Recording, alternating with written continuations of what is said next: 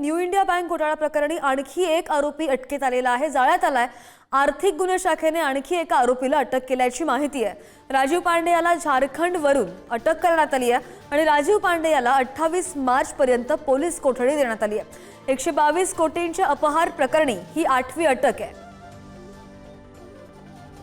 खूप मोठा घोटाळा होता हा न्यू इंडिया बँकचा आणि त्यामध्ये पोलिसांना आता अटक करण्यामध्ये आरोपींना यश येत आहे।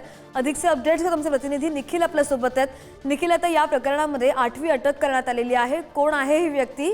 खूप अगोदरपासून तपास सुरू होता, मात्र वेगाने जो तपास सुरू आहे त्यामध्ये आता 8वी अटक झाल्याचं सुद्धा कळतंय।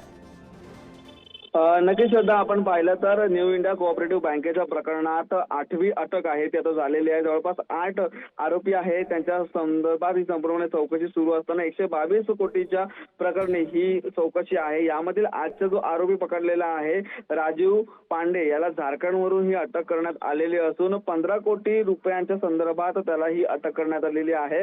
पांडे आणि त्याच्या साथीदारांना हे जे पैसे घेतलेले आहेत त्याचे दुप्पट करून देतो असं आम्ही दाखवत हे संपूर्ण पैसे आहेत ते त्यांनी घेतलेलं होतं आणि याच प्रकरणी आता त्याला पोलिसांनी ताब्यात घेऊन माननीय न्यायालयासमोर हजर केले असता 28 तारखेपर्यंत त्याला कोठडी आहे ती सुनावण्यात आलेली आहे। जवळपास ही 5 दिवसाची कोठडी असून या संपूर्ण तपासात पोलीस अधिकचा तपास आहे तो आता करत आहे।